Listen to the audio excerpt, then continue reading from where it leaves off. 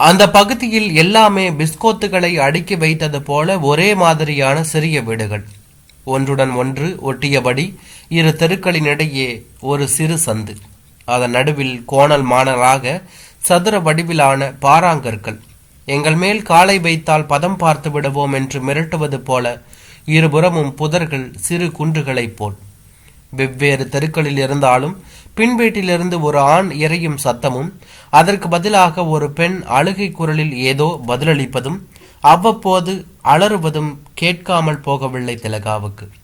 முதலில் அதிர்ச்சி, பின்பு சலிப்பு. ஒரு நாளா 2 நாளா, கடந்த 1 வாரமாக நடந்து கொண்டிருந்த கதை அது. என்ன பெண் இவள்? இப்படியா எதிர்ப்பு காட்டாமல் எல்லா துறைகளிலும் முன்னேறி இருக்கும் இந்த நாகரிகமான காலத்திலும் ஒருத்தி வதைப்படுவாள்? பள்ளி விடுமுறை ஆயிற்றே, ஏதாவது உருப்படியாக செய்யலாம். தோட்டத்தை நன்றாக கொத்தி புதிய செடிகள் வாங்கி வந்து நடலாம். சமையலறை சுவருக்கு ஏதாவது வெளிர் நிறத்தில் வண்ணம் பூசலாம் என்றெல்லாம் திட்டம் போட்டிருந்தாள் அவள். எல்லாம் பால். தான் இப்போது செய்ய வேண்டியது தன் வீட்டுக்கில்லை, சமூகத்திற்கு என்று தோன்ற கார் சாவியை எடுத்துக்கொண்டு வாசலுக்கு விரைந்தாள். எங்க திலகா போற? தந்தையின் குரல் பலகீனமாக ஒலித்தது. அவள் பதில் கூற மாட்டாள் என்று தெரிந்தும் கேட்டார். இவருடன் என்ன பேச்சு வேண்டியதிருக்கிறது என்று நினைத்தவளாக அவர் கேட்டது காதில் விழாதது போல திலகா வெளியே எழுந்து நடந்தாள். அவர் அம்மாவை நடத்திய லட்சணம் தெரியாதா? பிறரிடம் கணவரை விட்டு கொடுக்க விரும்பாது எல்லா துன்பங்களையும் அனுபவித்தாள் அம்மா. அப்போது அக்கம் பக்கத்தில் யாராவது இப்போது தான் செய்ய துணிந்தது போல சமூக பிரஞ்ஞையோடு குறுக்கிட்டிருந்தால் அம்மா ஆண்டு கணக்கில் அடி உதைகளையும் ஏச்சு பேச்சுக்களையும் தாங்கி இருக்க வேண்டாமே. 13 வயதிலிருந்தே ஹாஸ்டலில் தங்கி படித்து கொண்டிருந்து விட்டு விடுமுறைக்கு மட்டும் திலகா வீடு வருவது வழக்கமாக இருந்து வந்தது. அப்போதெல்லாம் மனைவியிடம் அன்பை பொழிந்தார் அப்பா. அவளை தூக்கி வைத்து பேசினார். தான் எது செய்தாலும் அதற்கு அவளுடைய அபிப்பிராயத்தை கேட்டார். அப்பா ரொம்ப நல்லவர் இல்லமா, நீங்க அதிர்ஷ்டசாலி என்று திலகா பாராட்டவும் தாய் விழித்து கொண்டாள். யாரும் இல்லாவிட்டால் அவருடைய நடத்தை நேர்மாறாக மாறிப்போக, அன்பு இருந்த இடத்தில் அடி, வசவு, முதுகில் வரி வரியாக கீறியிருந்ததை காட்டினார்.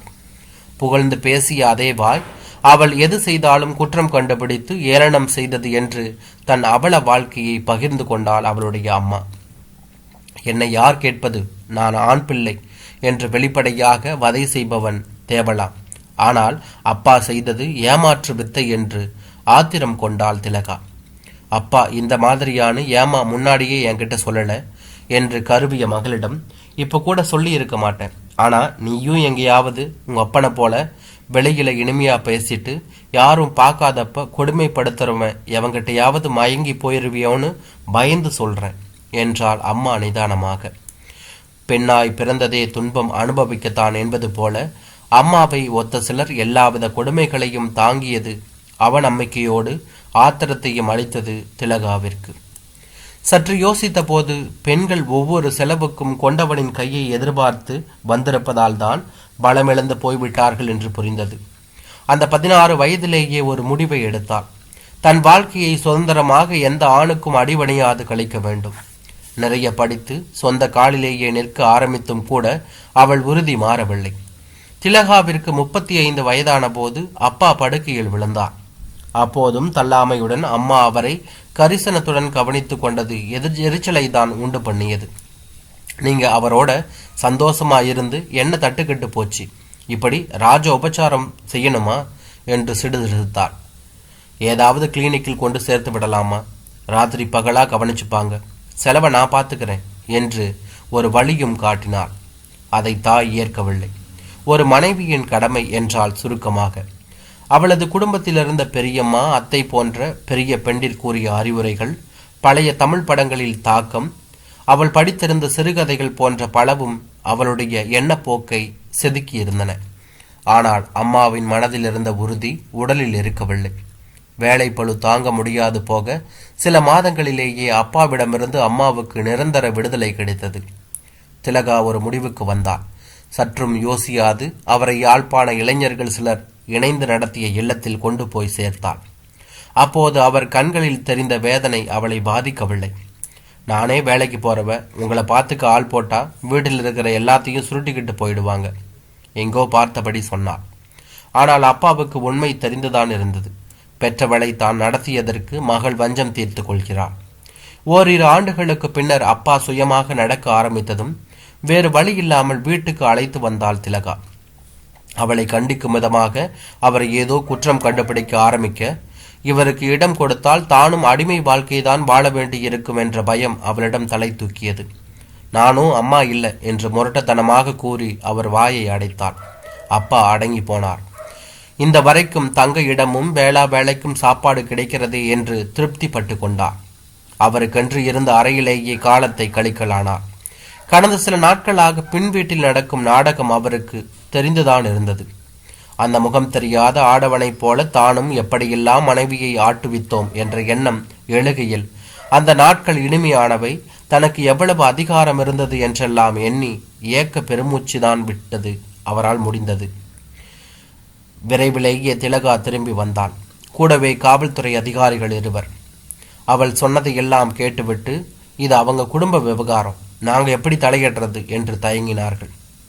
இதை போய் பெருசு பண்றீங்களே, உங்களை உங்க புருஷன் அடிச்சதில்லையா என்ன என்று அவர்களில் இளைஞனாக இருந்தவன் கேட்டபோது அவளுக்கு பற்றி கொண்டு வந்தது. அந்த அதிக பிரசிங்கத்தனத்திற்கு பதில் சொல்லாமல், இப்படியே விட்டா அவங்கள அடிச்சே கொன்னுடுவான் அந்த மனுஷன் என்று அரற்றினார். அடிப்பட்ட காயங்களோட அந்த அம்மாவை டாக்டரை பார்க்க சொல்லுங்க, டாக்டர் போலீஸ்ல புகார் கொடுக்கட்டும் என்று ஒரு உபயத்தை தெரிவித்துவிட்டு அவர்கள் எழுந்தார்கள். அன்று சாயந்தரம் காலார உலாவு போவது போல பின்தெருவுக்கு போனாள் திலகா. அந்த பெண்ணின் வீட்டில் இருந்த எந்த அரவமும் இல்லை. சற்று யோசித்துவிட்டு வெளிச்சுவற்றில் பொருத்தப்பட்டிருந்த அழைப்பு மணியை அழுத்தினார். கதவு திறக்கப்பட்டது. யாரு? தலையை மட்டும் நீட்டி பார்த்த பெண்மணியை திலகாவுக்கு பரிச்சயமில்லை. புதிதாக குடிவந்திருக்க வேண்டும். அவளிடம் என்ன சொல்வது, எப்படி சொல்வது? சற்றே தயங்கிய திலகா தன்னை சுதாரித்து கொண்டு, சில நாளா இந்த வீட்டிலிருந்து ஏதோ யாரோ அடிக்கிறாங்க, உடனே அந்த பொண்ணு கூவி அலற மாதிரி கேட்டுச்சு, அதான் விசாரிச்சுட்டு போகலான்னு என்று இழுத்தார். அதுவா? அந்த பெண் சிரித்தார். வலிய வரவழைத்து கொண்ட உயிரற்ற சிரிப்பு. நான் தான் வீடியோ பார்த்துக்கிட்டு இருந்தேன். நீங்க பாவம், அதை கேட்டுட்டு என்று அவள் சொன்னாள். சாரி. பேசியபடியே கதவை அதிகபட்ச சத்தத்துடன் சாத்தினாள் அந்த பெண். நாட்டில் பெண்களை பாதுகாக்கும் சட்டங்கள் போட்டு என்ன பயன்? இந்த தலைமுறையிலும் அம்மாவை போன்ற 10ஆம் பசலைகள் இருக்கிறார்கள் என்ற நிதர்சனம் திலகாவுக்குள் கசப்பை விளைவித்தது. தளர்ந்த நடையுடன் வீடு திரும்பினாள். சிறிது நேரத்திற்கு பின்பு, இப்ப வந்துட்டு போச்சே, அதுக்கு இன்னும் கல்யாணமே ஆகலையாம், அதான் பொழுது போகாம எங்கடா வம்போன்னு கிடந்து அலையுது என்று சற்று முன் கேட்ட பெண் குரலில் யாரிடமோ சொல்லி கொண்டிருந்தது நன்றாகவே கேட்டது. ஒவ்வொருத்தர் வீட்டிலையும் 1000 இருக்கும், அதை கேட்க இவ யாருங்கிற